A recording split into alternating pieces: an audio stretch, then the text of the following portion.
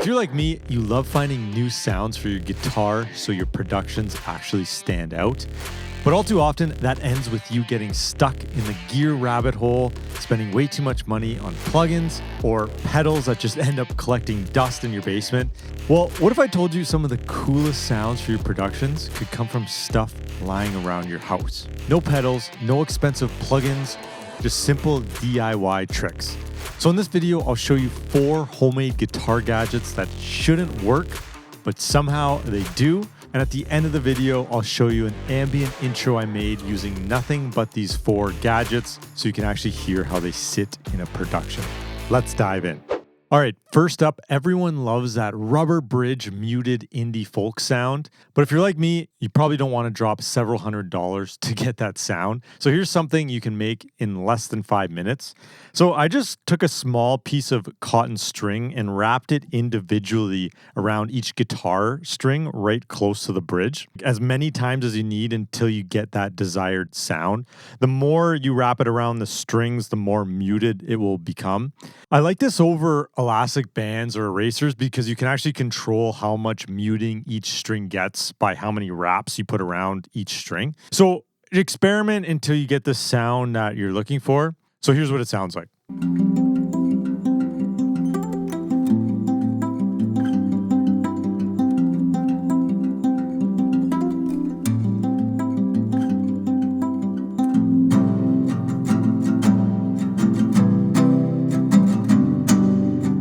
I'm not going to lie, I actually stumbled across this trying to do another really cool idea that you'll see at the end of the video, but I was actually pleasantly surprised at how good this sounded. A couple alternatives if you have a bit of a budget. You can grab a tennis racket dampener for under $20, and if you want a real pro version of this, Audio Haze makes a dedicated rubber bridge tool called Plunk.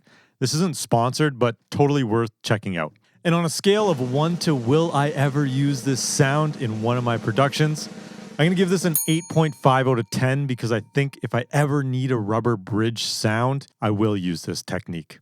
Next up, something that sounds nothing like a normal guitar, but in the right context, it can give you a nice ambient pad-like texture that's perfect for layering in your productions. All you need is a cheap electric toothbrush. Any cheap one will work for this. The vibrations of the bristles is what gives it its cool sound. So basically, you just want to turn the toothbrush on and press it gently against your strings, kind of near the bridge. And you'll hear a soft, sustained sound, almost like a synth pad. And to really maximize this sound, you'll want to absolutely drench this in reverb. So here's what it sounds like.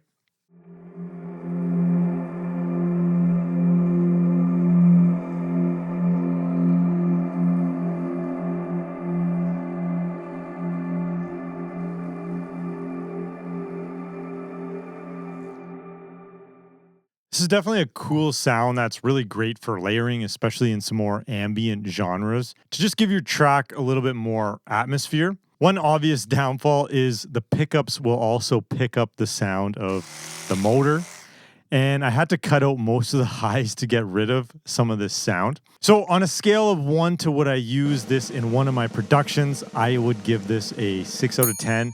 I'd probably try it if I was struggling to get some ambient textures. It's kind of a cool and unique way of getting a pad sound, and it's also kind of a cool story later on. Another alternative, if you have a little bit of a budget, is an EBO. You'll spend a bit over $100, but you'll actually get more of a professional sound out of it because it's actually made to do this and not to brush your teeth. Hey guys, sorry to interrupt the video, but if you like what you're seeing so far, hit that like button and hit that subscribe button because it'll really help out the channel. Anyways, back to the video. All right, next up, this is another trick to get a cool pad sound, and you can also do some ambient swells with this as well. All you need is a regular drill and a guitar pick. That's it, nothing fancy. I basically just attached this guitar pick securely to the drill chuck so it will hold the guitar pick in place. Then with my drill on low speed, I just press it gently against the strings near the bridge of the guitar. And I also added a boatload of reverb on this as well. So here's what this sounds like.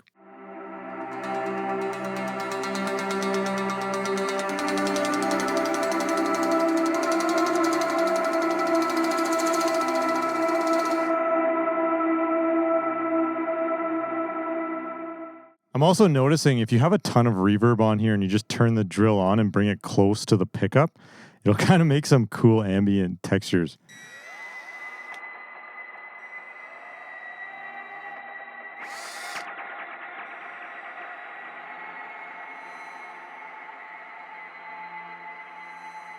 Fun little things you find when you're experimenting. This is a really cool trick because it creates a nice ambient pad similar to the toothbrush, but it also adds the additional texture from the guitar pick. You can also experiment by slowly making the drill go faster, which will make the pad get louder, and you can do a cool build up or swell. This layered under a chord progression can give you some really unique sounds. An obvious downfall is kind of the same thing as the toothbrush. The pickups hear the sound of the drill. However, it could add a cool texture. Here's an example of this, how this kind of makes like a hauntingly beautiful texture from the high-pitched sound of the drill.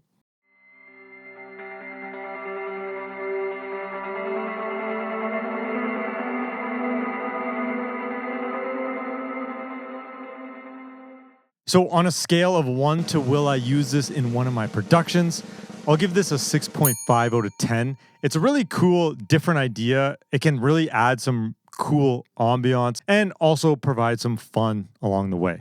All right, last but certainly not least, here's something really cool you can try.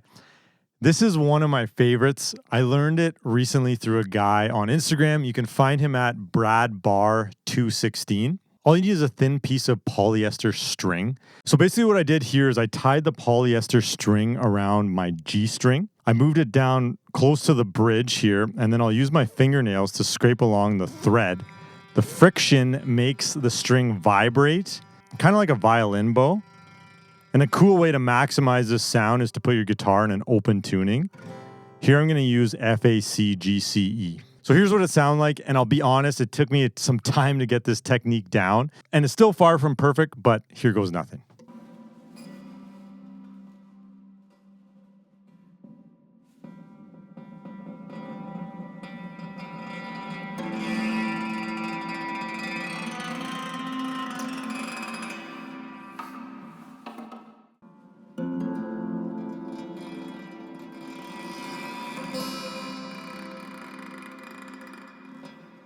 This one was a total surprise. I didn't think I could get it to sound as good as I did. It's perfect for just adding a unique sound to your track that people have likely never heard before. Tricks like these are exactly what make you stand out in a music market that has 100,000 songs uploaded each day. So on a scale of 1 to would I use this in a production, I'm going to give this a 9.5 out of 10 because I absolutely want to use this in a production. It just sounds so cool. Anyways, I put together a small little intro to a song using only these little tricks/gadgets, so I hope you guys enjoy it.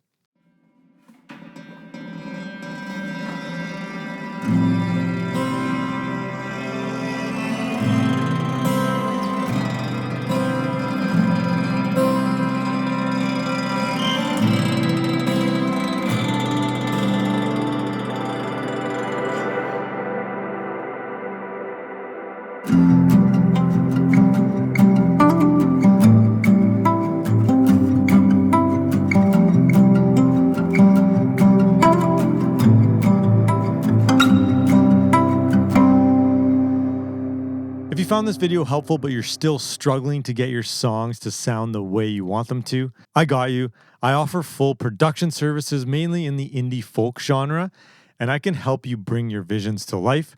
Just follow the link at the top of the description, fill out the quick form, and I'll take it from there. Also, if you haven't already, be sure to hit that subscribe button because there's lots more videos just like this one to come very soon. We'll see you in the next one.